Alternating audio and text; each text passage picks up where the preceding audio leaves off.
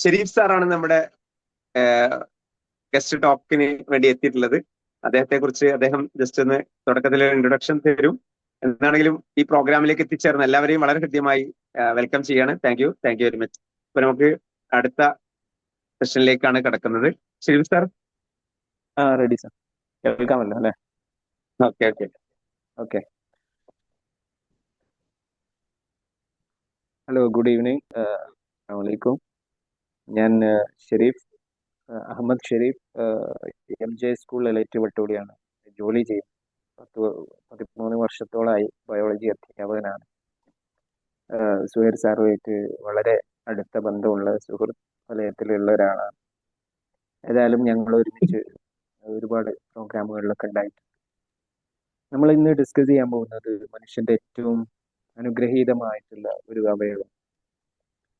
ഇപ്പം കണ്ണ് എന്ന് പറയുമ്പോൾ നമ്മുടെ മറ്റ് സെൻസ് ഓർഗൻസ് പോലെ തന്നെ 5ഓളം സെൻസ് ഓർഗൻസ് ആണ് നമ്മുടെ ശരീരത്തിലെ മുഴുവൻ ചുറ്റുപാടിനെ കുറിച്ചുള്ള വിവരങ്ങൾ നമുക്ക് നൽകുന്നത്. നമ്മുടെ തലച്ചോറിലേക്ക് ഈ വിവരങ്ങൾ കൊടുക്കണമെങ്കിൽ സെൻസ് ഓർഗൻസ് ഗേറ്റ് വേ ആണ്.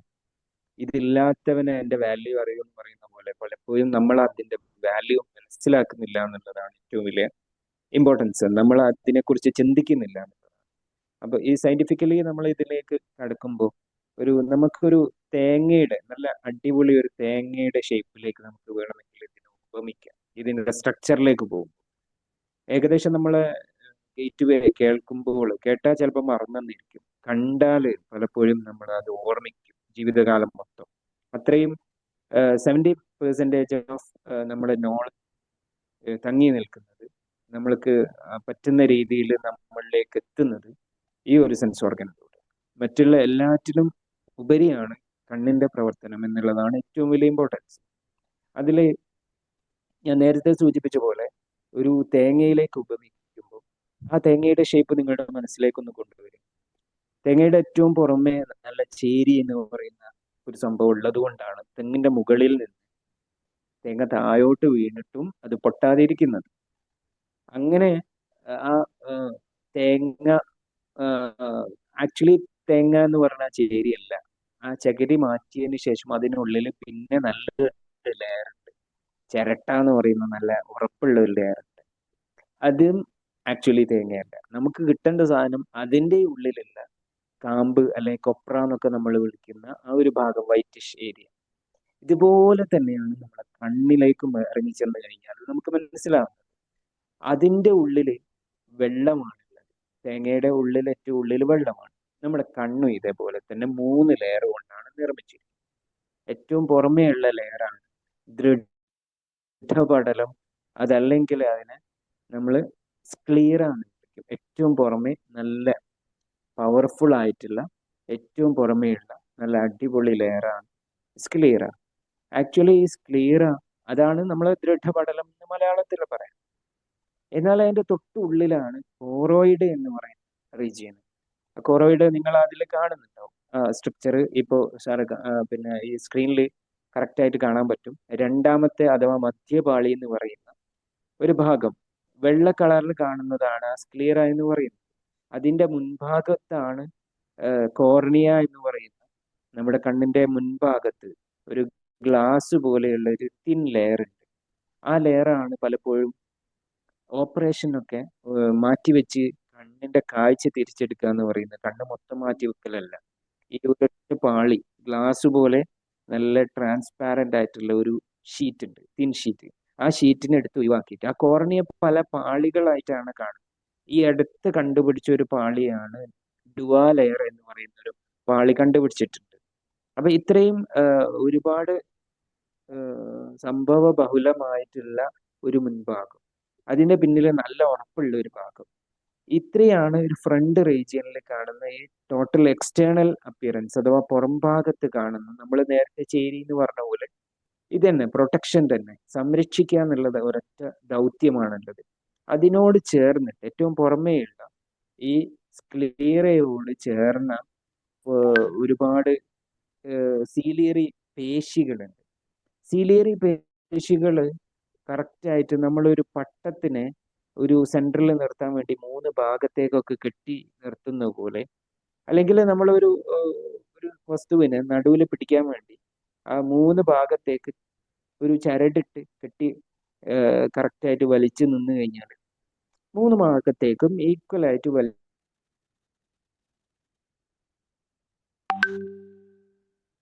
നേത്രകോളരം അഥവാ നമ്മളെ തലയോട്ടിയുടെ മുൻഭാഗത്തുള്ള ഒരു ഗോളം അവിടെ പിടിച്ചു നിർത്താൻ വേണ്ടി കണ്ണിനെ പല ഭാഗത്തു നിന്നും സീലിയറി പേശികൾ എന്ന് പറയുന്ന പേശികൾ കൊണ്ട് ഫിക്സ് ചെയ്ത് വെച്ചതാണ്.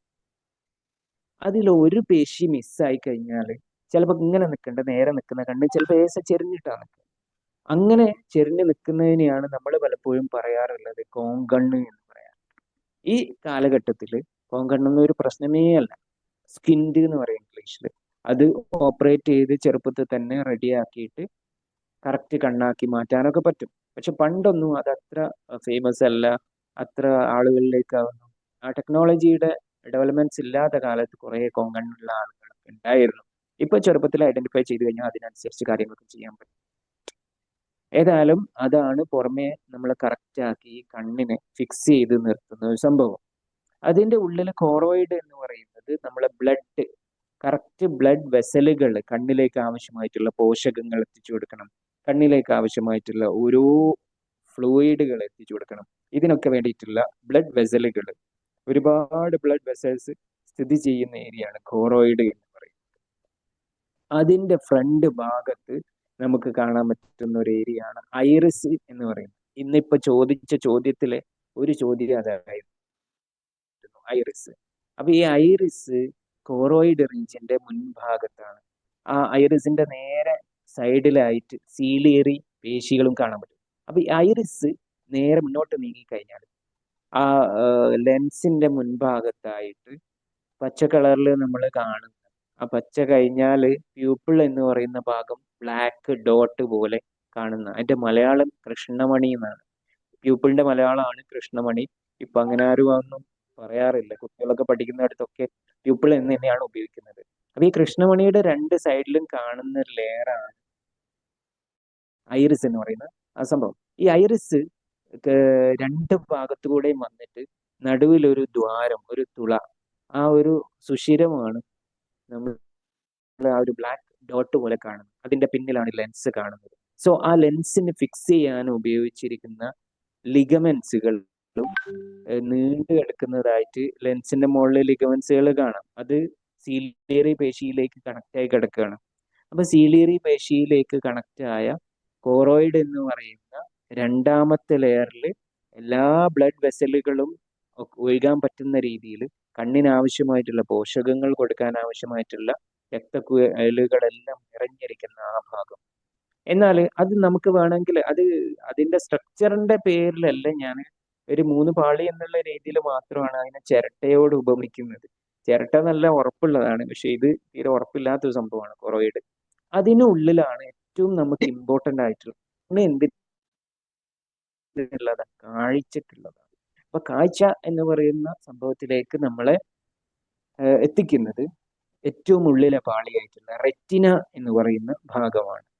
റെറ്റിനയിൽ നിങ്ങൾക്ക് കാണാൻ പറ്റുന്നത്, റെറ്റിന ഏറ്റവും കൂടുതൽ ഈ റെറ്റിനയിലാണ് പ്രകാശം പതിക്കുന്നതും അവിടെ വെച്ചിട്ടാണ് പ്രതിബിംബം ഉണ്ടാവുന്നത്.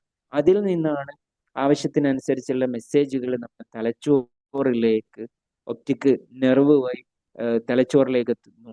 എന്നിട്ട് അവിടുന്ന് തിരിച്ചു വന്നിട്ട് അതിനുശേഷം നമ്മൾ കാണുന്നു. ഇങ്ങനെയുള്ള ഒരുപാട് സംഭവം അങ്ങോട്ടും ഇങ്ങോട്ടുള്ള മെസ്സേജുകൾ, ഇമ്പൾസുകൾ ട്രാൻസ്മിറ്റ് ചെയ്യപ്പെടുന്ന ഒരു ഭാഗമാണ് ഈ റെറ്റിന എന്ന് പറയുന്ന ലെയർ.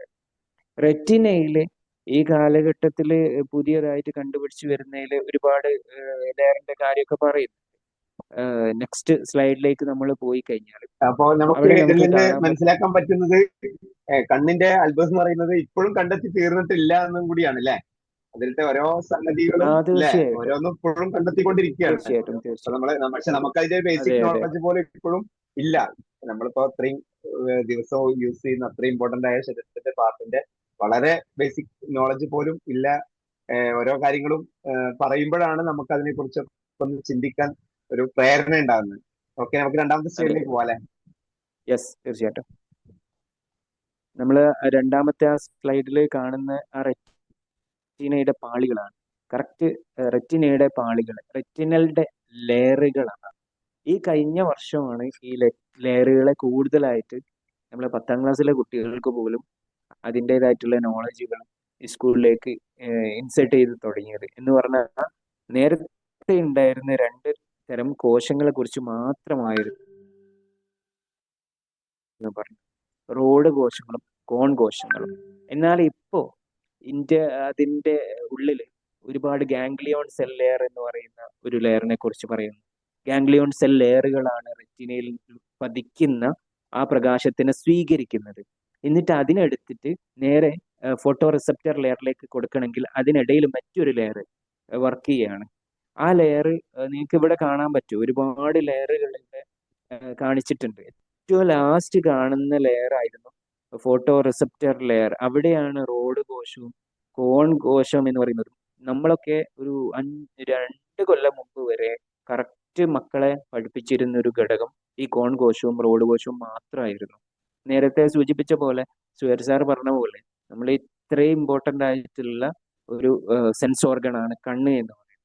അതില് റോഡ് കോശവും കോൺ കോശവും അല്ലാതെ ഈ റെറ്റിനയ്ക്ക് ഇത്രയും പാളികൾ ഉണ്ട് എന്ന്, അത്രയും പാളികൾക്കിടയിൽ പലതരത്തിലുള്ള കൈമാറ്റങ്ങൾ നടക്കുകയാണ്.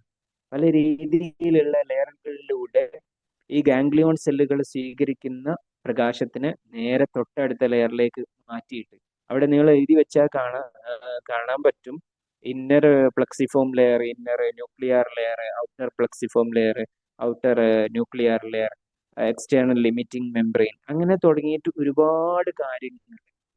അപ്പോൾ നമ്മളിപ്പോ റെറ്റിനയിൽ, നേരത്തെ സൂചിപ്പിച്ച റെറ്റിനയിൽ ഇത്രയും സാധനങ്ങൾ കാണുന്നത് കണ്ടുപിടിച്ചുകൊണ്ടേയിരിക്കുകയാണ്. ഓരോ സമയവും പുതിയത്. ഈ കഴിഞ്ഞ 2 കൊല്ലം മുമ്പാണ് നമ്മുടെ കോർണിയ എന്ന് പറയുന്നത്, കോർണിയ മാറ്റിവെക്കൽ ശസ്ത്രക്രിയയെ കെരാറ്റോപ്ലാസ്റ്റി എന്ന് പറയാം. കണ്ണ് മാറ്റിവെക്കുക എന്ന് പറഞ്ഞാൽ കോർണിയ മാറ്റി വെക്കുകയാണ്. ഇന്ത്യയിലൊക്കെ ഉള്ള ബ്ലൈൻഡേഴ്സിന്റെ 75% ആളുകൾക്കും ഉള്ള പ്രശ്നമാണ്. കോർണിയ മാറ്റി വെച്ച് കഴിഞ്ഞാൽ കാഴ്ച കിട്ടും. അപ്പൊ നമ്മൾ കണ്ണ് ദാനം ചെയ്യാന്ന് പറഞ്ഞാൽ കോർണിയ എന്ന് പറയുന്ന മുകളിലുള്ള ഒറ്റ ലെയറെ കൊടുക്കുന്നുള്ളൂ, അതിലൂടെ കാഴ്ച കിട്ടുകയാണ്. 75% ഓഫ് ഇന്ത്യൻസിനുള്ള പ്രശ്നം ഇതാണ് ഈ കണ്ടുപിടുത്തങ്ങളൊക്കെ പറയുന്നത്. അപ്പൊ ഇതില് കോർണിയയില് ഇതുവരെ കരുതിയത് 3 ലെയറേ ഉള്ളൂ എന്നാണ്. എന്നാൽ 4ാമതായിട്ട് ഒരു പുതിയ ലെയർ കണ്ടു. ഞാൻ നേരത്തെ സൂചിപ്പിച്ചത് ഡുവാ ലെയർ എന്ന് പറയുന്നത് 3ാമത്തെ ലെയർ. 4 ലെയർ ഇപ്പൊ മൊത്തം ഉണ്ട്. നേരത്തെ 3 ആയിരുന്നു ഉള്ളത്. 3ന്റെ തൊട്ട് മുമ്പിലായിട്ട് ഒരു ലെയർ കൂടി ഉണ്ട് എന്ന് കണ്ടെത്തുക എന്ന് പറഞ്ഞാൽ ഇപ്പോഴും പഠനങ്ങൾ ഏറ്റവും കൂടുതൽ നടക്കുന്ന ഒരു സയൻസ് ആണ് ബയോളജി. തീരാത്ത പഠനങ്ങൾ നടന്നുകൊണ്ടേയിരിക്കുകയാണ്. ഇവിടെ ഒന്നും നമുക്ക് ഫിക്സ് ചെയ്ത് നിർത്താൻ പറ്റാത്ത അത്രയും സംഭവങ്ങളാണ് ഇതിൽ അരങ്ങേറിക്കൊണ്ടിരിക്കുന്നത്. സാറേ, നെക്സ്റ്റ് സ്ലൈഡിലേക്ക് ഒന്ന് പോകും. നമ്മൾ പെട്ടെന്ന് തീർക്കേണ്ടതുകൊണ്ടാണ് നമ്മൾ ഇതിന്റെ ഒരു സയന്റിഫിക് ആയിട്ടുള്ള ഏരിയയിൽ കൂടെ കറക്റ്റ് ആയിട്ട് നമുക്ക് പോയിട്ട് ഇത്രയും ചിന്തിക്കേണ്ട ഒരു കാര്യം. അപ്പൊ റെറ്റിന എന്ന് പറയുന്ന ഒരു സംഗതിക്ക് അത് തന്നെ ഇത്രയും ലെയറുകൾ, 9ഓളം ലെയറുകൾ ഇപ്പോ പറഞ്ഞതിലുണ്ട് അല്ലെ, ഇന്നറും ഔട്ടറും ഒക്കെ ആയിട്ട്. അതെ. ശരി, നമ്മളിപ്പോ റോഡ് കോശങ്ങളെ കുറിച്ചാണ് പൊതുവെ നമ്മൾ കേൾക്കാറുള്ളത്, കളർ സെൻസിറ്റീവ് കോശങ്ങളായിട്ട്. ഒപ്പം തന്നെ അതിനെ സഹായിക്കുന്ന മറ്റ് ഒരുപാട് ലെയറുകളും കൂടി അതിനകത്ത് ഉണ്ട് എന്നുള്ളത്. തീർച്ചയായിട്ടും. ഇപ്പൊ റോഡ് കോശവും കോൺ കോശവും നേരത്തെ നമ്മളെ കിസ്സിൽ വന്നു. കോൺ കോശം കളറ്, പിന്നെ കിസ്സിൽ ഫസ്റ്റ് കിട്ടിയതാൽ കുട്ടിയെ അഭിനന്ദിക്കുകയാണ് കൂട്ടത്തില്. കാരണം ഞാൻ 5ാമത്തെ സ്ഥാനത്ത് MPS എന്ന് പറഞ്ഞ ഞാനായിരുന്നു, പക്ഷെ ഞാൻ 5ലേക്ക് എത്തി. അപ്പോ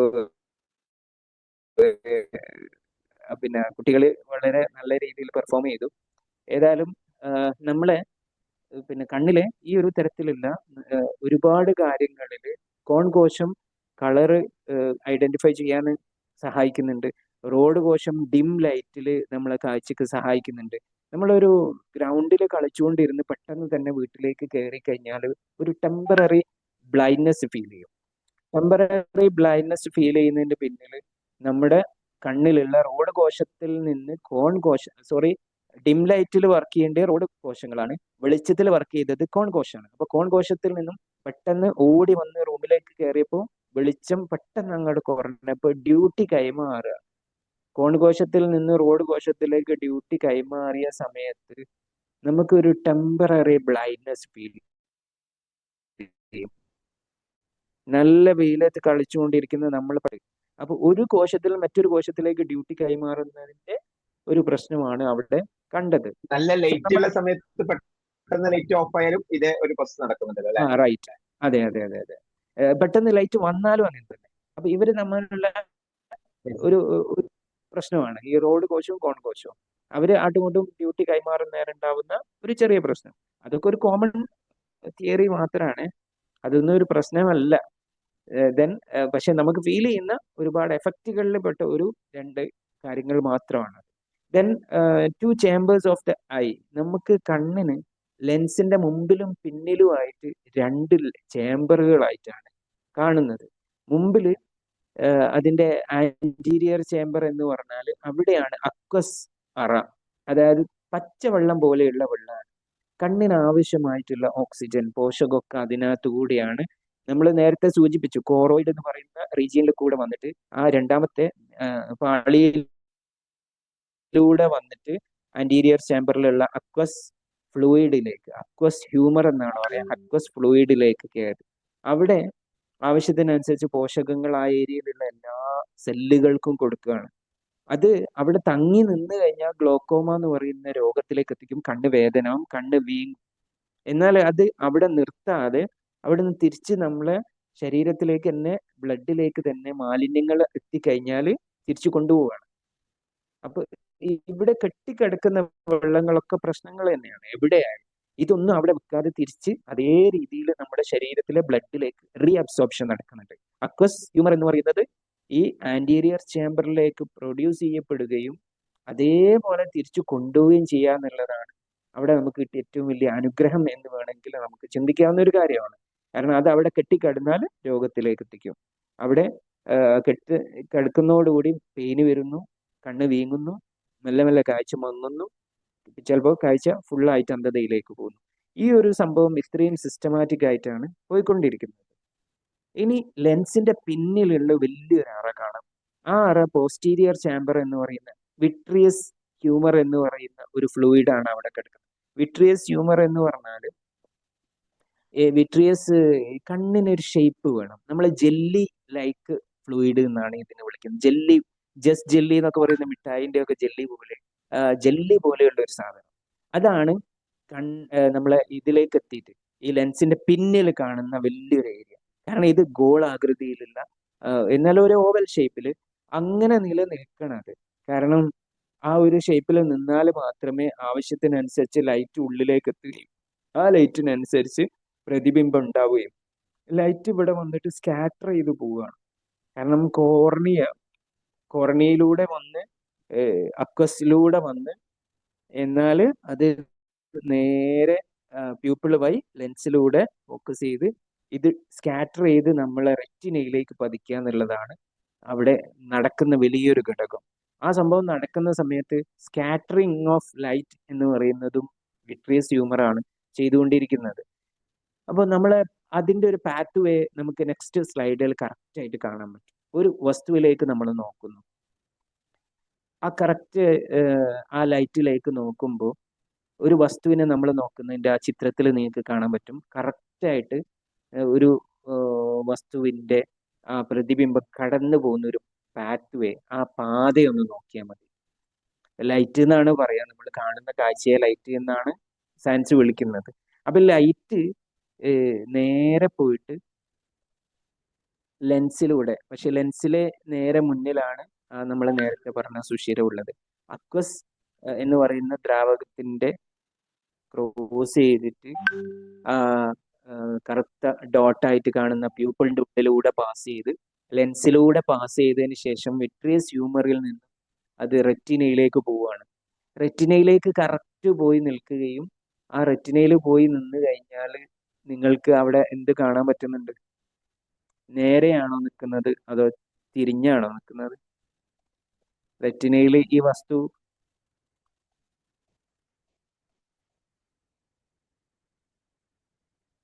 ചാറ്റ് ചെയ്യാവുന്ന ആർക്കും സംസാരിക്കാം.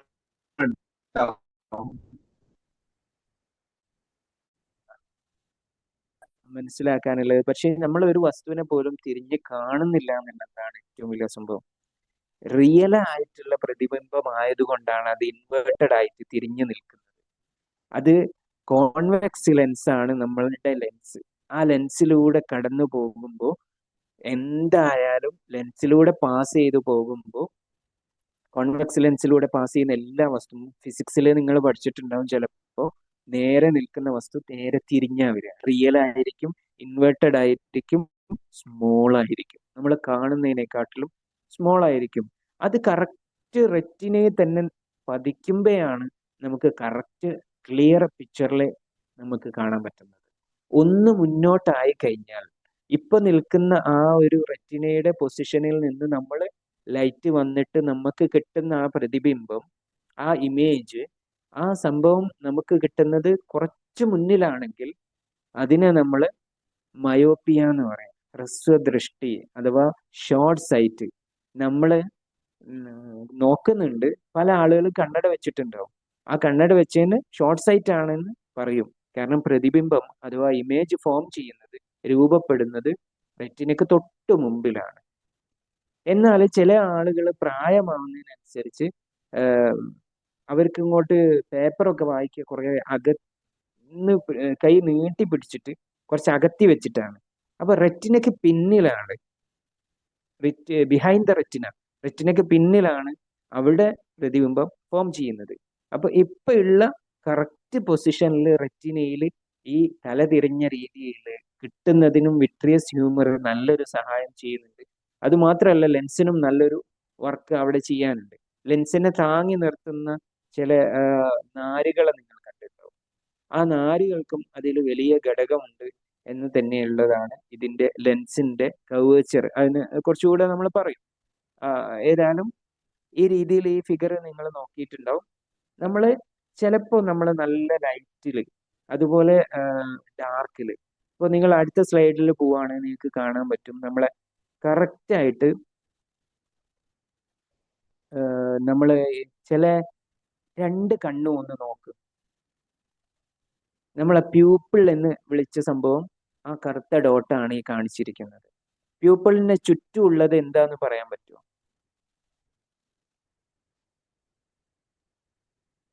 സ്റ്റാർട്ട് ചെയ്യാം.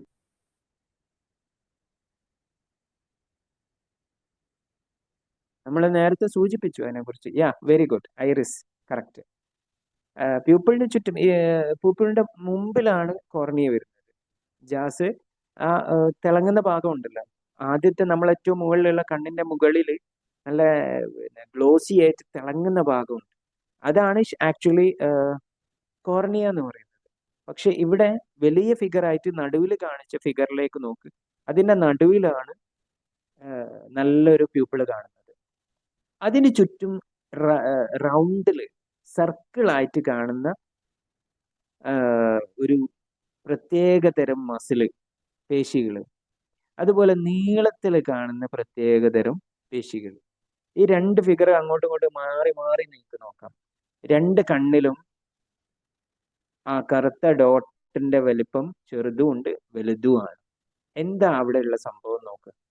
നമ്മുടെ ആ കണ്ണിൽ വരുന്ന ആ മാറ്റം, ഐറിസിന് ഉള്ളിലുള്ള രണ്ട് തരം മസിലുകളാണ് റേഡിയൽ പേശികളും വലയ പേശികളും. Circular മസിലും radial മസിലും. ഈ സർക്കുലർ മസിൽ ചുരുങ്ങി വരും. ആ സർക്കുലർ മസില് നല്ല ലൈറ്റ് ഉള്ള അവസരം, നല്ല പവർഫുൾ ലൈറ്റ്, വളരെ എന്താ പറയാ, സൂര്യപ്രകാശം നല്ല നട്ടുച്ചക്ക് ഇങ്ങനെ കത്തു നേരം നമ്മൾ ഗ്രൗണ്ടിൽ കളിക്കാൻ പോകും. നമ്മളെ കണ്ണിൽ നല്ല ബ്രൈറ്റ് ലൈറ്റ് ആണ് ആ സൂര്യപ്രകാശത്തിന് കിട്ടുന്നത്. അങ്ങനെ വരുമ്പോൾ നമ്മൾ ഈ സർക്കുലർ മസില് കറക്റ്റായിട്ട് ചെറുതാവും, ഒന്ന് ചുരുങ്ങും. അതിനെ ചുരുക്കുന്നതിന് റേഡിയൽ മസിലുകളും അതിനനുസരിച്ച് വർക്ക് ചെയ്യുന്നുണ്ട്. റേഡിയൽ മസിൽ ഇങ്ങനെ അതിനെ ചുരുക്കുന്ന രീതിയിൽ ഒന്ന് വലുതാവുകയാണ്. റേഡിയൽ എന്ന് പറയുന്ന ആ വര വര വര കുത്തനെയുള്ള വരകൾ, ആ വരകൾ അതിനനുസരിച്ച് വലുതാവുമ്പോൾ ഈ സർക്കുലർ ഇങ്ങനെ ചുരുങ്ങി ചുരുങ്ങി ചുരുങ്ങി പോകും. അപ്പൊ ഈ സർക്കുലർ ചുരുങ്ങുന്നതാണ് നല്ല ലൈറ്റിൽ നമ്മൾ കൃഷ്ണമണി എന്ന് വിളിക്കുന്ന പ്യൂപ്പിൾ വിളിക്കുന്നത് കൺസ്ട്രക്റ്റഡ് ആവും, നല്ല ലൈറ്റിൽ, ബ്രൈറ്റ് ലൈറ്റിൽ അങ്ങനെ ചുരുങ്ങി പോവാണ്. അതേസമയം നല്ല ലൈറ്റ് വളരെ കുറവാണ്, നമ്മൾ മണ്ണെണ്ണ വിളക്ക് അല്ലെങ്കിൽ ക്യാൻഡിൽ ലൈറ്റ് ഒക്കെ ആണെങ്കിൽ, ക്യാൻഡിൽ ലൈറ്റിലേക്ക് മെഴുകുതിരി വെട്ടത്തിലേക്ക് നമ്മൾ നോക്കുമ്പോൾ തന്നെ ഇതും കൂടെ കാഴ്ച കിട്ടുന്നില്ല, ലൈറ്റ് പോരാ. അങ്ങനെ വരുമ്പോൾ ഈ തുളഹ വലുതാവുകയാണ്, നമ്മളെ സുഷിരം ഒന്ന് വലുതാവുക. ആ വലുതാവാൻ കാരണക്കാരൻ ഈ സർക്കുലർ മസിൽ ആ സമയത്ത് വലുതാവുന്നു, റേഡിയൽ ചുരുങ്ങുന്നു. റേഡിയൽ ചുരുങ്ങുക, കുത്തനെയുള്ള ചുരുങ്ങുന്നു, സർക്കുലർ വലുതാവുന്നു. ഈ ഒരു പ്രക്രിയ നടക്കുന്നത് കൊണ്ടാണ് നമുക്ക് നല്ല ലൈറ്റ് കുറയുന്ന സമയത്തും ഇത്രയും ക്രമമായിട്ട് കാര്യങ്ങൾ നടക്കുന്നത്. ഇനി ഞാൻ ഇപ്പൊ ഈ നേരത്തെ നമ്മള് സൂചിപ്പിച്ച പോലെ ഐലൻഡ്സും രാത്രിയൊക്കെ ഒരു ഇൻഡിക്കേറ്റർ ഒക്കെ ഉണ്ടാവുമല്ലോ. ഇപ്പൊ സ്വിച്ചിമൊക്കെ വെക്കൂലേ, വളരെ ചെറിയ ലൈറ്റ് ആയിരിക്കും, പകല ലൈറ്റേ ആവൂല, പക്ഷെ രാത്രി അത് മാത്രം മതിയാവും നമുക്ക് മൊത്തം കാണാന്. അല്ലെങ്കിൽ വളരെ ഡിം ലൈറ്റിലൊക്കെ നമുക്ക് അതെ നല്ല അതെ കാഴ്ച തുടക്കത്തിൽ കിട്ടൂല, പക്ഷെ കുറെ കഴിയുമ്പോൾ നല്ലൊരു കാഴ്ച റൂമില് അതെ വരുന്നത് ഒരു കാണാൻ കവി കഴിയും. എഴുതിയില്ലേ, ഒരു വേള പഴകിയാൽ ഇരുട്ട് വെളിച്ചമാവുന്നു, അതേപോലെയാണ് അത്. അത് കുറെ നമ്മൾ ഇരുട്ടത്ത് നിൽക്കുന്ന സമയത്ത് ഈ പറഞ്ഞ രീതിയിൽ നമ്മൾക്ക് കാഴ്ച കിട്ടുകയാണ്. എനിക്ക് തോന്നുന്നു ഈ ഒരു സിസ്റ്റം ആയിരിക്കും CCTV ക്യാമറയിലൊക്കെ ഉപയോഗിച്ചു തോന്നുന്നു. CCTVയിൽ നമ്മൾ കാണുന്ന സമയത്ത് ഒരു ചെറിയ റെഡ് ലൈറ്റേ കാണുന്നില്ലെങ്കിലും ആ ഏരിയയിലുള്ള മൊത്തം വിഷനും ആ ഒരൊറ്റ ലൈറ്റിന്റെ പവർഫുള്ളോ എന്താണെന്ന് അറിയില്ല, എന്തായാലും അതിലേക്ക് നമുക്ക് കിട്ടുന്നുണ്ട്. ക്യാമറയുടെ വർക്കിംഗ് കൂടിയാണ്. നെക്സ്റ്റ് സ്ലൈഡിൽ അതെ, അവിടെ നമ്മൾ അതിന്റെ ഇൻഫ്രാറെഡ് ലെൻസുമായി കൂടി യൂസ് ചെയ്യുന്നുണ്ട് CCTVയില്. ഓക്കെ ഡിം ലൈറ്റിൽ ഇൻഫ്രാറെഡ് ആണ് അവിടെ വർക്ക് ചെയ്യുന്നത്. യെസ് ശരിക്കും അത് ഓക്കെ ഒരു കൗതുകമാണ്. കാരണം വെച്ചാല് നമ്മുടെ ശരീരത്തിന് ശരിക്കും ഇൻഫ്രാറെഡ് ഇല്ല. ശരിക്ക് യെസ് ശരീരത്തില് അല്ലെങ്കിൽ കണ്ണില് ഈ ഒരു റോഡ് കോൺകോശങ്ങളുടെ ഒരു സ്വിച്ചിങ് ഉണ്ടല്ലോ, ഈ ഒരു പ്രോസസ്സ് ആണ് എന്ത് ചെയ്യുന്നത് അവിടെ നടക്കുന്നത്. അപ്പൊ ഇതിനെ ചുവട് വെച്ചിട്ടാണ്, അല്ലെങ്കിൽ ശരീരത്തിലുള്ള ഈ ഒരു പ്രോസസ്സിനെ കോപ്പി ചെയ്തിട്ടാണ് CCTVയിൽ പിന്നെ എന്ത് ചെയ്യുന്നത് ആ സമയത്തേക്ക് ഈ പറയുന്ന എന്താണ് കോശങ്ങളുടെ വിഷയം അവിടെ വരുന്നില്ലല്ലോ, അല്ലെങ്കിൽ അവിടെ ഒരു സംഗതി പോസിബിൾ അല്ലാത്തതുകൊണ്ട് അവിടെ എന്ത് ചെയ്യുന്നു, അത് നേരെ ഇൻഫ്രാറെഡിലേക്ക് പകരം സ്വിച്ച് ചെയ്യാൻ ചെയ്യുന്നു. റൈറ്റ്. ഓക്കെ, കണ്ണിലെ ലെൻസ്, ലിഗമെന്റ്സ്, അതിന്റെ ഒരു പ്രോസസ്സിനെ കുറിച്ച് നമുക്ക് അടുത്ത ഒരു സ്ലൈഡിലേക്ക് ഒന്ന് പോയി നോക്കാം. ഐ ലെൻസും ലിഗമെന്റ്സും എങ്ങനെ കണക്റ്റഡ് ആണ്? ഞാൻ നേരത്തെ സൂചിപ്പിച്ചിരുന്നു, ലെൻസ് കോൺവെക്സ് ലെൻസ് ആണ്. അപ്പോൾ ഇത് ലിഗമെന്റുകൾ ആണ് ആവശ്യത്തിന്. നമ്മളിപ്പോ ഒരു അകലെയുള്ള വസ്തുവിനെ നോക്കുന്നു, അടുത്തുള്ള വസ്തുവിനെ നോക്കുന്നു. ഓക്കെ, നമ്മൾ അടുത്തുള്ള വസ്തുവിനെ നോക്കുന്നു, അകലെയുള്ള വസ്തുവിനെ നോക്കുന്നു. ജസ്റ്റ് ഒരു എക്സാമ്പിൾ പറഞ്ഞുതരാം. നമ്മളൊരു ഫോൺ എടുക്കുന്നു, നമ്മൾ ക്യാമറ ഓൺ ചെയ്യുന്നു, നമ്മൾ ഒരു വലിയ ഷോട്ട് എടുക്കുന്നു, ഒരു നല്ല പ്രകൃതി ഭംഗി ആസ്വദിക്കാൻ. നമുക്ക് എത്രയായിട്ടും ക്ലിയർ ആവുന്നില്ലെങ്കിൽ നമ്മൾ ജസ്റ്റ് സ്ക്രീനിൽ ഒന്ന് ടച്ച് ചെയ്ത് കഴിഞ്ഞാൽ മതി, അത് ഫോക്കസ് ആവും. അപ്പൊ ഈ ഒരു ഫോക്കസിന് സപ്പോർട്ട് ചെയ്യുന്നത് ആക്ച്വലി നമ്മളെ മൊബൈലിലുള്ള ലെൻസാണ്. ആ ലെൻസ് പോലെ നമ്മളെ കണ്ണിലെ ലെൻസ് വർക്ക് ചെയ്യുന്നത് എത്ര പവറായിട്ടാണ്. നമ്മളൊന്ന് ടച്ച് ചെയ്യൊന്നും വേണ്ട, നമ്മൾ പെട്ടെന്ന് തന്നെ ദൂരേക്ക് നോക്കുന്നു, പെട്ടെന്ന് തന്നെ അടുത്തുള്ളതിൽ നോക്കുന്നു. എക്സാമ്പിൾ പറയുകയാണെങ്കിൽ നമ്മളെ നക്ഷത്രങ്ങളെ നോക്കുന്നു, നമ്മൾ നമ്മളെ ബുക്കിലേക്ക് നോക്കുന്നു. എത്ര അകലെയുള്ള രണ്ട് വസ്തുക്കളാണ്. ഇതിലേക്ക് നമ്മൾ മാറി മാറി നോക്കുമ്പോൾ നമുക്ക് എത്ര ക്ലിയർ ആയിട്ടാണ് രണ്ടും കിട്ടുന്നത്. അതേസമയം നമ്മൾ ഫോൺ എടുത്തിട്ട് നമ്മൾ ഫോട്ടോ എടുക്കുകയാണെങ്കിൽ ആ ഫോട്ടോ എടുക്കുന്ന സമയത്ത് നമുക്ക് ചിലപ്പോൾ ക്ലിയർ ആവണമെങ്കിൽ ആ സ്ക്രീനിൽ ജസ്റ്റ് ഒന്ന് ടച്ച് ചെയ്യേണ്ടി വരും. അങ്ങനെ ടച്ച് ചെയ്ത് കഴിഞ്ഞാൽ മാത്രമേ ചിലപ്പോൾ നമുക്ക് ആ ഒരു സ്ക്രീൻ പെട്ടെന്ന് ക്ലാരിറ്റിയിലേക്ക് വരും. ഇവിടെ നമ്മളും സയൻസും, അല്ലെങ്കിൽ നമ്മളെ നിർമ്മിച്ച ആളും സയൻസിനെ നിർമ്മിച്ചത് നമ്മളാണ് എന്നുള്ളതും തമ്മിലുള്ള ഒരു മാറ്റം അവിടെ കാണും. നമുക്കുള്ള ടെക്നോളജിയിൽ ഒരുപക്ഷെ നല്ല വില കൂടിയ ക്യാമറകളിലൊക്കെ ചിലപ്പോൾ ഓൺ ദ സ്പോട്ടിൽ ഫോക്കസ് ആവും, എന്നാലും സമയമാണ്. പക്ഷെ നമ്മളെ കണ്ണിൽ ഒരു നിമിഷം തന്നെ നമ്മൾ എവിടേക്ക്, നക്ഷത്രങ്ങളിലേക്കാണ് പോകുന്നത്. എത്ര ദൂരെയുള്ളതാണ്. എന്നാൽ തൊട്ടടുത്ത് എൻ്റെ ബുക്ക് ഉണ്ടെങ്കിൽ ഞാൻ അതിലേക്ക് പെട്ടെന്ന് കണ്ണു മാറ്റുമ്പോൾ അത്രയും ക്ലിയർ ആയിട്ട് എനിക്ക് രണ്ടും ഒരേ സമയം, അകലത്തുള്ളതും അടുത്തുള്ളതും, നിയറസ്റ്റും ഏറ്റവും ലോങ്ങസ്റ്റ് ആയിട്ടുള്ളതും നമുക്ക് ഒരേ സമയം ഫോക്കസ് ചെയ്യാൻ പറ്റുന്നുണ്ട് എന്നുള്ളതിന്റെ പിന്നിൽ കളിക്കുന്നത് ഈ ലെൻസാണ്, ലിഗമെന്റ്സ് ആണ്. അപ്പൊ ലെൻസിനെ കറക്റ്റ് വലുതാക്കുകയും അതിന്റെ കർവേച്ചർ, അതിന്റെ സൈസ് അത് വലുതാക്കുകയും ചെറുതാക്കുകയും ചെയ്യുന്നതിൽ വലിയൊരു ഘടകം ഈ അതിനെ കണക്ട് ചെയ്തിരിക്കുന്ന ആ നൂലുകൾ ആയിട്ടുള്ള ലിഗമെന്റുകളാണ് പ്രവർത്തിക്കുന്നത്. അതിനോട് ചേർന്ന് കിടക്കുന്ന സീലിയറി പേശികൾ എന്ന് പറയുന്ന സീലിയറി ബോഡി, അവരും കറക്റ്റ് ആയിട്ട് ഇതിനനുസരിച്ച് നീങ്ങുന്നുണ്ട്. നമ്മളിപ്പോ അടുത്തുള്ള വസ്തുവിനെയാണ് നോക്കുന്നതെങ്കിൽ കർവേച്ചർ വലുതാവുന്നു, സീലിയറി അതിനനുസരിച്ച് കുറച്ചുകൂടെ വലുതായി വരും. എന്നാൽ അതിനോട് ചേർന്ന് കിടക്കുന്ന ലിഗമെന്റ്സുകൾ ചുരുങ്ങുകയാണ് ചെയ്യുക. അപ്പൊ കർവേച്ചർ വലുതാവുന്നു. ഇപ്പൊ നമ്മൾ ഏറ്റവും നിയറസ്റ്റ് ഒബ്ജക്റ്റ് നോക്കുന്നവരാണ് കർവേച്ചർ വലുതാവുന്നത്. നമ്മൾ അതിന് വേണമെങ്കിൽ നമ്മൾ ഒരു സൂം ചെയ്യുകയാണെങ്കിൽ നമ്മൾ ഫോണിലൊക്കെ ഇങ്ങനെ ആക്കി കൊടുക്കാറുണ്ട്.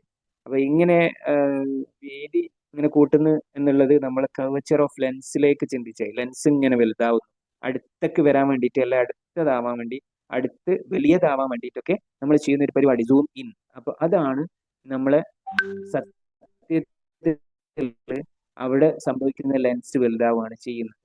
ഓക്കെ, നെക്സ്റ്റ് നമ്മൾ ആ സംഭവത്തിന് കുറച്ചുകൂടി വിശദമായിട്ട് ക്യാമറയിലൊക്കെ SLR ക്യാമറയിലൊക്കെ ലെൻസ് മാറ്റിയിടുകയാണല്ലോ ചെയ്യുന്നത് സ്പോട്ടിൽ. അതായത് ലോങ് വ്യൂ കിട്ടാനും വൈഡ് ലെൻസ് ഒക്കെ അത് ഊരി മാറ്റിയിട്ടിടണം. കാരണം ഒന്നിന്റെ അകത്തത് ചെയ്യാൻ തന്നെ അതായത് ടെക്നോളജിന്റെ ഇത് കുറച്ചും കൂടി ഇപ്പൊ മൊബൈലില് കഴിയുന്ന സംഗതി കുറച്ചും കൂടി ഡെപ്തിൽ കിട്ടണമെന്നുണ്ടെങ്കിൽ ലെൻസ് അടക്കം എന്ത് ചെയ്യണം, ചേഞ്ച് ചെയ്തിട്ട് വേണം അടുത്തൊരു ആംഗിൾ എടുക്കാൻ. അതിനാണ് നമ്മൾ വൈഡ് ലെൻസ് മറ്റൊക്കെ ക്യാമറ യൂസ് ചെയ്യുന്നത്. അപ്പൊ എത്ര വലിയൊരു സംവിധാനമാണല്ലേ, വളരെ ഓട്ടോമാറ്റിക് ആയിട്ട് നമുക്കൊന്നും അറിയുന്നില്ലല്ലോ ഒരു സംഭവം കാണുന്നതിന്റെ ഇടയിൽ. ഏതായാലും അതിനെ വിശദീകരിക്കുന്ന പവർ ഓഫ് അക്കോമഡേഷൻ എന്നാണ് അതിന് പറയാ. നമ്മളെ കണ്ണിന്റെ ദൂരത്തുള്ളയും ഡിസ്റ്റന്റ് ആയിട്ടുള്ള ഒബ്ജക്റ്റിനെ ഒരേ സമയം കൺട്രോൾ ചെയ്യാനുള്ള നമ്മുടെ കണ്ണിന്റെ കഴിവാണ്. അതെ, focus adjustment between long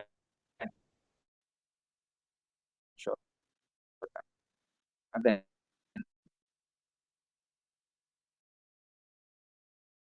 correct word. Power of accommodation വിശദീകരിക്കുന്ന സമയം മതിയാവ് വരും. അതുകൊണ്ടാണ് ഞാൻ പെട്ടെന്ന് പോകുന്നത്. നമ്മൾ ആ കർവച്ചർ ഓഫ് ലെൻസിലെ അക്കോമഡേഷനുമായിട്ട് ബന്ധപ്പെട്ട് ഒരു ഫിഗറും കൂടി ഉണ്ട് അടുത്ത സ്ലൈഡിൽ, കറക്റ്റ് ആയിട്ട് അത് കാണിക്കുന്നുണ്ട്. അതിൻ്റെ ഒരു തൊട്ട് മുമ്പിലെ സ്ലൈഡ് സാറേ. ഓക്കെ, അത് നമ്മൾ ഈ ഒന്നുമില്ല, ഡിസ്റ്റന്റ് വിഷനും നിയർ വിഷനും ആയിട്ട് ബന്ധപ്പെട്ട് എങ്ങനെയൊക്കെയാണ് അതിൽ വരുന്ന കർവച്ചർ ഓഫ് ലെൻസിന്റെ നിയർ വിഷനിൽ വലുതാവുന്ന കാര്യങ്ങൾ കാണിക്കുന്നുണ്ട്. ആ സമയത്ത് വലുതാവുന്നതിനനുസരിച്ച് ലിഗമെന്റ്സ് ചുരുങ്ങുന്നത് കാണിക്കുന്നുണ്ട്. സീലിയറി അതിനനുസരിച്ച് വലുതാവുന്നു. ഈ ലെൻസും സീലിയറി ഒരേ ടീം, രണ്ടും ഒരുമിച്ച് വലുതാവുന്നു. പക്ഷെ അതിന്റെ ഇടയിലുള്ള ലിഗമെന്റ് അതൊരു റബ്ബർ ബാൻഡ് ഒക്കെ പോലെ മനസ്സിലേക്ക് ചിന്തിച്ചു കഴിഞ്ഞാൽ മനസ്സിലാവുന്നേ ഉള്ളൂ. അങ്ങനെ ചുരുങ്ങുന്നു. ഇവർ രണ്ടും വലുതാവുന്ന നേരം ഓട്ടോമാറ്റിക്കലി അതിന്റെ ബിറ്റ്വീനിൽ കിടക്കുന്ന ചെറിയ നൂല് എന്നുള്ള രീതിയിൽ ഒന്ന് ചെറുതാവുകയാണ് ചെയ്യുന്നത്. ഓക്കെ, സോ നമ്മൾ ഫോട്ടോ റിസപ്റ്റേഴ്സിനെ കുറിച്ച് ഒന്നുകൂടെ ഡീറ്റെയിൽ ആയിട്ട് നെക്സ്റ്റ് സ്ലൈഡിൽ പറഞ്ഞിട്ട് നമുക്ക് ഏകദേശം എനിക്ക് തോന്നുന്നു നമുക്ക് വൈൻഡപ്പ് ചെയ്യാനുള്ള ഒരു സമയം കൂടി നോക്കണം. കളർ വിഷന്റെ തൊട്ട് മുമ്പിൽ ഫോട്ടോ റിസപ്റ്റേഴ്സ് എന്ന് പറയുന്ന ഒരു സംഭവം, നമ്മൾ നേരത്തെ കണ്ട സംഭവം തന്നെ. ഇതില് 3 ടൈപ്പ് കോൺസില്ലുകളുണ്ട്. എസ് കോൺ, എം കോൺ, എൽ കോൺ എന്ന് പറയുന്ന സാധനം. അത് മാത്രമേ ഞാൻ പറയാം. കോൺ ഷേപ്പിലായതുകൊണ്ടാണ് അത് കോൺസെൽ എന്ന് പറയുന്നത്. റോഡ് ഷേപ്പിലുള്ളതാണ് റോഡ് സെല്ല്. അതുപോലെ വർക്കിങ്ങുമായിട്ട് ബന്ധപ്പെട്ട് ലൈറ്റ് നമ്മളിലേക്ക് എത്തുന്നു. ഫോട്ടോ റിസപ്റ്റേഴ്സിലുള്ള കോൺസെല്ലോ റോഡ് സെല്ലോ ആക്റ്റീവ് ആവും. അതിന് ബൈപ്പോളാർ, ഓഫ് ബൈപ്പോളാറും ഓൺ ബൈപ്പോളാർ സെല്ലുകളൊക്കെ. ഇവര് ചില സമയത്ത് ഇപ്പൊ നൈറ്റില് ഓഫ് ബൈപ്പോളാർ ആക്റ്റീവ് ആവുന്നു, അതിന്റെ മെസ്സേജ് തലച്ചോറിലേക്ക് പോകുന്നു. ഇപ്പൊ രാത്രിയാണ് നമ്മൾ തിരിച്ചറിയുന്നു.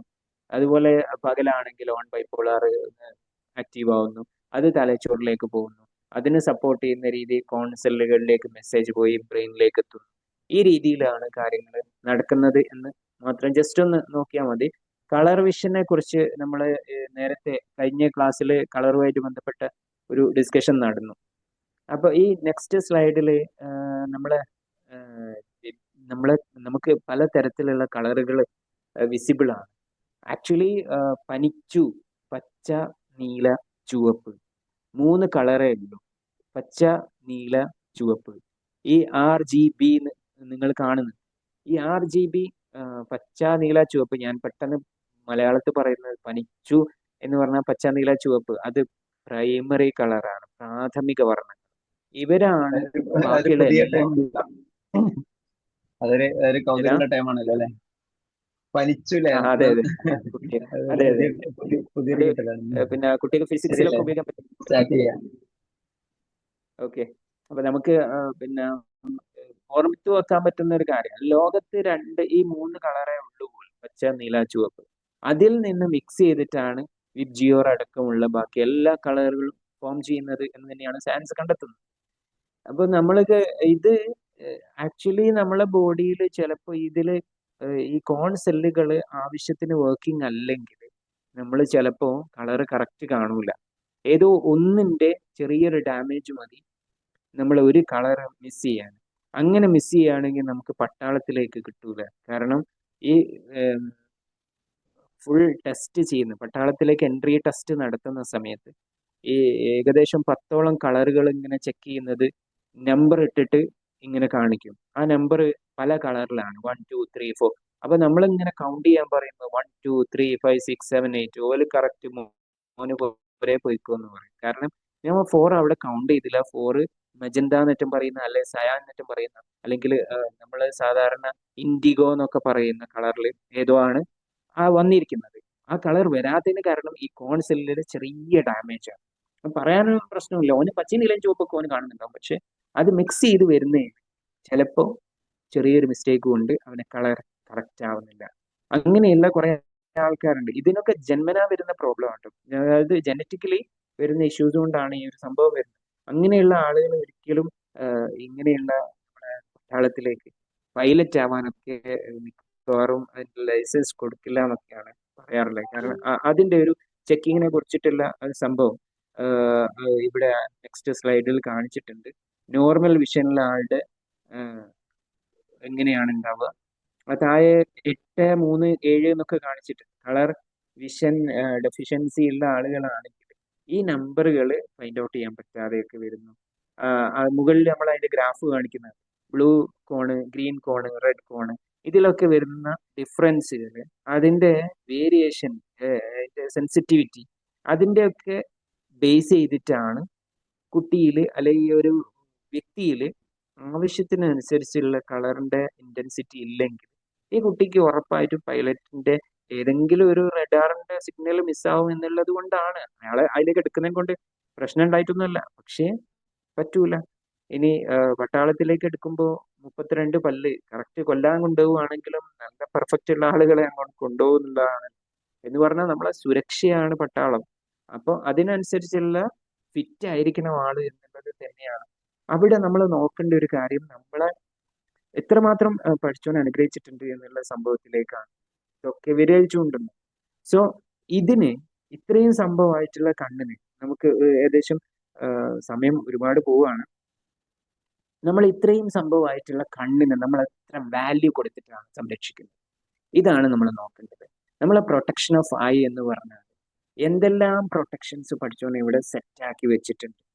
ഇതിനൊക്കെ നമ്മൾ കാറ്റിൽ പറത്തിക്കൊണ്ട് ഏതായാലും നമ്മളെ കണ്ണിന്റെ എന്തെല്ലോ പ്രോഗ്രാമുകളെ നമ്മളെ മൈൻഡ് പോലും ചെയ്യാതെ ഏത് സമയത്ത് നമ്മൾ ഫോൺ നോക്കുന്നുണ്ട്, നമുക്ക് തോന്നിയ രീതിയിൽ നമ്മളെ എത്രമാത്രം ഫോൺ അതിൽ കാണുന്നുണ്ട്, കുറെ നേരം കണ്ടു കഴിഞ്ഞാൽ കണ്ണിലൊരു പിന്നെ ഒരു ചൂട് പറക്കല് അല്ലെങ്കിൽ ഒരു ചെറിയൊരു നീറ്റല് ഇതൊക്കെ അനുഭവപ്പെടാറ്. എത്രമാത്രം നമ്മളെ കണ്ണിന് നമ്മളെ പ്രൊട്ടക്ഷനിൽ ഇമ്പോർട്ടൻസ് കൊടുക്കുന്നുണ്ട് എന്നുള്ളത് നമ്മൾ തന്നെ ചിന്തിക്കേണ്ടതാണ്. ഞാൻ പറയുന്നത് റിലാക്സ് നന്നായിട്ട് കൊടുക്കേണ്ട ഒരു അവയവമാണ്. കാരണം ഇതിന്റെ വാല്യൂ എന്ന് പറയുന്നത് പഠിച്ചുകൊണ്ട് തന്നെ പറയുന്നുണ്ട്, നാളെ പരലോകത്ത് 500 കൊല്ലം ഇബാദത്തെടുത്ത ഒരാളെ കൊണ്ടുവരുമ്പോൾ അദ്ദേഹത്തിന് സ്വർഗത്തിലേക്ക് 500 കൊല്ലത്തെ ഇബാദത്ത് ഉണ്ടായിട്ടും എന്റെ ഔദാര്യം കൊണ്ട് സ്വർഗത്തിലേക്ക് പോയിക്കോ എന്ന് പറഞ്ഞപ്പോ നിന്റെ ഔദാര്യം കൊണ്ട് എനിക്ക് പോകണ്ട, ഞാൻ 500 കൊല്ലം പ്രാർത്ഥിച്ചിട്ടുണ്ട്, എനിക്ക് വേണ്ടി പ്രവർത്തിച്ചിട്ടുണ്ട് എന്നൊക്കെ പറഞ്ഞ് എന്നാ പിന്നെ ഒന്ന് അവിടെ നിൽക്ക്, പിന്നെ അവിടെ നിൽക്ക്. എന്റെ മലക്കുകളോട് അള്ളാഹ് പറയുന്നുണ്ട്, നിങ്ങൾ അദ്ദേഹത്തിന്റെ കണ്ണ് നെടുക്കുക, എന്നിട്ട് ആ ത്രാസിലേക്കൊന്ന് വെക്കി. ഞാൻ കൊടുത്ത കണ്ണിന്റെ അനുഗ്രഹമാണ് മൂപ്പര് 500 കൊല്ലം ചെയ്ത ഇബാദത്തിന്റെ വാല്യൂ ആണ് തൂങ്ങുന്നത് നോക്കാൻ. അപ്പോ അവിടെ കാണുന്നത് കണ്ണാണ് തൂങ്ങുന്നത്. നോക്കണേ, നമുക്ക് ഓരോ കാര്യത്തിനും ഇത്രയും ഇമ്പോർട്ടൻ്റ് ആയിട്ടുള്ള കാര്യത്തിലേക്ക് വിരൽ ചൂണ്ടുന്ന ഏറ്റവും 70% ഓഫ് നോളജിനെ നമ്മളിലേക്ക് എത്തിക്കുന്ന ഇത്രയും ഇമ്പോർട്ടൻ്റ് ആയിട്ടുള്ള കണ്ണൊന്ന് അടിച്ചു വെച്ച് കുറച്ചു നേരം നമ്മളെ റൂമിലൂടെ ഒന്ന് നടന്നു നോക്കിയാൽ മതി കണ്ണിന്റെ വാല്യൂ എത്രയാണ്. അത് ഉള്ളത് കൊണ്ടാണ് നമുക്ക് ഇതിന്റെ വാല്യൂ മനസ്സിലാകാത്തത്. ഇല്ലാത്ത ഒരാളോട് ചോദിച്ചാൽ കണ്ണില്ലാതായാലേ കണ്ണിന്റെ വില അറിയാൻ പറയുമ്പോൾ നമ്മളെ കണ്ണിന് എത്രയും പവർഫുൾ ആയിട്ട് കൺജക്റ്റീവ്, ടിയർ, അതുപോലെ ബോണി, ഐലിഡ്സ്, ഐബ്രോസ്, നമ്മൾ എന്തെല്ലാം ഐബ്രോസിലും ഐലിഡ്സിലും ഒക്കെ വർക്കുകൾ ചെയ്യാറുണ്ട്. ഈ എനിക്കറിയാം അവിടെ ഇങ്ങനെ പുരികം പറിച്ചു കൊണ്ടുപോവുക, സെറ്റാക്കുക, എന്തെല്ലാം സംഭവങ്ങൾ നമ്മൾ അവിടെ ചെയ്യുന്നുണ്ടോ. നമ്മൾ ആലോചിക്കേണ്ട ഒരു കാര്യം, ഈ ചെറിയൊരു കാര്യം ബ്ലിങ്കിങ്, ഈ ബ്ലിങ്കിങ് പോലും എത്രമാത്രം ബ്ലിങ്കിങ് റിഫ്ലക്സ് എന്ന് പറയും കണ്ണിനെ പ്രൊട്ടക്ട് ചെയ്യാനുള്ള ആ പാളിയുടെ ഒരു കരുതല്. അപ്പൊ ഇത്ര പോലും നമ്മൾ അതിനെ കരുതുന്നില്ല എന്നുള്ളതാണ്. നമ്മളെ ശരീരം അതിനെ കരുതുന്നുണ്ട്, പക്ഷെ നമ്മൾ എന്ന് പറയുന്ന ആ വ്യക്തി കണ്ണിന് എത്ര വാല്യൂ കൊടുക്കുള്ളൂ. അതുകൊണ്ടാണ് നമ്മൾ 24-ൽ ഏകദേശം നമ്മൾ എണീറ്റ് കഴിഞ്ഞാൽ എത്ര നേരം നമ്മൾ ഫോണിലേക്ക്, എത്ര നേരം ലാപ്പിലേക്ക്, എത്ര നേരം നമ്മൾ ഈ തരത്തിലുള്ള ഒരു ശ്രദ്ധയും കൊടുക്കാതെ 5 നേരം നിങ്ങൾ നിസ്കരിക്കുമ്പോൾ 5 നേരം കഴുകുകയാണ് കണ്ണ് കറക്റ്റായിട്ട്. അവിടെ ശുദ്ധ വെള്ളം കൊണ്ട് കഴുകുകയാണ്. അപ്പൊ ഇൻഫെക്ഷൻ വരാൻ സാധ്യത ഉണ്ട്. അതിനെ ടിയർ കൊണ്ട് പരമാവധി തുടച്ച് ഒഴിവാക്കുന്നുണ്ട്. പഠിച്ചുകൊണ്ട് തന്നെ അതിനെ സെറ്റാക്കി വെച്ചു ലാക്രിമൽ ഗ്ലാൻഡിലൂടെ അതിലേക്ക് വരുന്നുണ്ട്. സോ നമ്മൾ നോക്കേണ്ടത് നമ്മളെ കണ്ണ് എത്രയും പെർഫെക്റ്റ് ആണോ, എത്രയും പെർഫെക്റ്റ് ആണോ, പെർഫെക്റ്റ് ആവണ്ടേ, ഇതെല്ലാം നമ്മൾ അതിനനുസരിച്ച് ഇപ്പോൾ ബൈക്കിൽ യാത്ര ചെയ്യുകയാണെങ്കിൽ നല്ല സൺഗ്ലാസ് അല്ലെങ്കിൽ ഏറ്റവും നല്ല രീതിയിൽ ഇത്തരത്തിലുള്ള ഓരോ കാര്യം, ഇതൊന്നും നമ്മളെ ചുറ്റുപാടിൽ നമുക്ക് തന്നെ അറിയാം എന്തൊക്കെയാണ് കണ്ണിനെ ബാധിക്കാൻ സാധ്യത ഉള്ളത്. അപ്പൊ ഇൻഫെക്ഷൻസ് ആയാലും ഈ പറയുന്ന രീതിയിലുള്ള നമ്മുടെ ടെക്നോളജി യൂസേജ് ആയാലും ഇതെല്ലാം അതിനനുസരിച്ച് ഒരുപാട് പ്രൊട്ടക്ഷൻ ലെയർ അതിന്റെ കൂടെ ഉണ്ട്. ഇപ്പൊ ഞാൻ കണ്ണട ഉപയോഗിക്കുകയാണെങ്കിൽ ഈ കണ്ണടയിൽ സ്പെഷ്യൽ ലെൻസ് ഉണ്ട്. അപ്പൊ ഇത് കണ്ണിനെ പ്രൊട്ടക്ട് ചെയ്യാനുള്ള ഒരു സ്പെഷ്യൽ ലെൻസ് ഉപയോഗിച്ചിട്ടാണ് ഞാൻ അത് കാണുന്നത്. അപ്പൊ ഇത്തരത്തില് യാത്ര ചെയ്യുന്ന ആളുകൾക്ക് വെറുതെ പ്ലെയിൻ ലെൻസുകൾ ഓരോ കാര്യങ്ങളും നമ്മൾ ഉപയോഗിക്കുക, ആ സമയത്ത് നമ്മൾ കണ്ണ് കഴുകുക, നമ്മൾ കിടക്കുന്ന നേരം കണ്ണ് കഴുകിയിട്ട് കിടക്കണം, നമ്മൾ എഴുന്നേറ്റ് കഴിഞ്ഞാൽ കണ്ണ് നല്ല ശുദ്ധവെള്ളമാണ് എപ്പോഴും ഉപയോഗിക്കേണ്ടത്. ചൂടുള്ള ഉപയോഗിക്കാൻ പാടില്ല, തണുത്തതും ഉപയോഗിക്കാൻ പാടില്ല. ഏറ്റവും നല്ലത് സാധാ. ഓക്കെ, ഏതായാലും ഇൻഷാ അല്ലാ നല്ലൊരു സെഷൻ നിങ്ങൾക്ക് നൽകാൻ പറ്റിയെന്ന് വിചാരിക്കുന്നു. ഇത് ചെറുതാണ്, സിമ്പിളാണ്, ചെറിയ രീതിയിൽ ഒന്ന് സൂചിപ്പിച്ച് നമ്മൾ സയൻസിലൂടെ ഒന്ന് പോയിട്ടേ ഉള്ളൂ. ഇതിന്റെ വിശദീകരണം എന്ന് പറഞ്ഞാൽ ഓൾമോസ്റ്റ് ഒരു ദിവസത്തെ ഒരു ക്ലാസ്സിലേക്ക് ഉണ്ട്. പക്ഷെ നമുക്കൊരു ഐഡിയ കിട്ടിയിട്ടുണ്ടാവും എന്ന് പ്രതീക്ഷിക്കുന്നു. And thank you so much. Okay, ശരി സർ, വളരെ നന്നായി. എനിക്ക് തോന്നുന്നത് വളരെ സിമ്പിൾ ആയിട്ടാണ് കാര്യങ്ങൾ പറഞ്ഞതാണ്. ഒന്ന് ജസ്റ്റ് ഒന്ന് കമന്റ് ചെയ്യോ, ഒന്ന് പിന്നെ ഹാൻഡ് റൈസ് കഴിഞ്ഞാൽ ഒരു രണ്ടാൾക്ക് ഫീഡ്ബാക്കിനുള്ള അവസരം തരാം. വളരെ വിശുദ്ധ ഖുർആന്റെ വമാ ഊതീതു മിൻ ഇൽമിഹി ഇല്ലാ ഖലീൽ എന്ന് പറഞ്ഞത് വളരെ കൃത്യമായി ബോധ്യപ്പെടുന്ന രീതിയിലാണ് നമ്മുടെ അദ്ദേഹത്തിന്റെ ക്ലാസ് അവതരണം ഉണ്ടായത്. നമ്മൾ വളരെ നിസ്സാരം എന്ന് കാണുന്ന നമ്മുടെ ഓരോ അവയവങ്ങളുടെയും അവസ്ഥകൾ ഇങ്ങനെ വിശകലനം ചെയ്യുമ്പോൾ ഖുർആന്റെ ആ തീക്ഷ്ണമായ അവസ്ഥയും അള്ളാഹു നമുക്ക് ചെയ്ത അനുഗ്രഹങ്ങളൊക്കെ കൃത്യമായി മനസ്സിലാക്കാനുള്ള അവസരമാണ്. ഏതായാലും ഇത്തരം ക്ലാസ്സുകൾ കൂടുതൽ സജീവമായി മുന്നോട്ട് വരികയും പ്രത്യേകിച്ച് ഇന്നത്തെ ജെൻസി വിഭാഗത്തിനെ ഉൾപ്പെടുത്തിക്കൊണ്ട് ഇത്തരം ക്ലാസ്സുകളെ സജീവമാക്കാൻ ശ്രമിക്കുകയും ചെയ്യണമെന്ന് ഒരു നിർദ്ദേശവും കൂടി വെക്കുന്നു. അള്ളാഹു അനുഗ്രഹിക്കട്ടെ. ഓക്കെ, വേറെ ആരൊന്ന് ഹാൻഡ് റൈസ് ചെയ്തിരുന്നു ഗ്രൂപ്പിൽ? സുഹൈലയാണോ?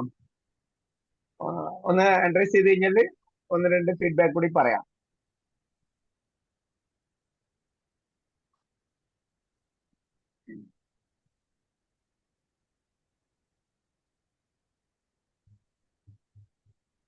ഓക്കെ, നമ്മൾ അത് ഗൂഗിൾ ക്ലാസ് റൂമിൽ ഷെയർ ചെയ്യുന്നതാണ്.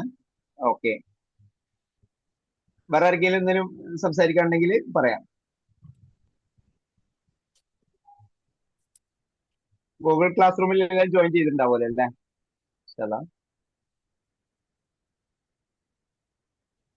ഓക്കെ, അപ്പൊ ശരീഫ് സാർ വളരെ നന്നായിട്ട് തന്നെ, വളരെ സാധാരണക്കാർക്ക് മനസ്സിലാവുന്ന രീതിയിൽ തന്നെ വളരെ നന്നായിട്ട് അത് എക്സ്പ്ലെയിൻ ചെയ്തു. ഓരോ കാര്യങ്ങളും വളരെ സിമ്പിൾ ലാംഗ്വേജിൽ തന്നെയാണ് എക്സ്പ്ലെയിൻ ചെയ്തത്. നമ്മൾ പ്രതീക്ഷ പോലെ തന്നെ വളരെ നന്നായിട്ട് അത് അവതരിപ്പിച്ചു. Thank you very much.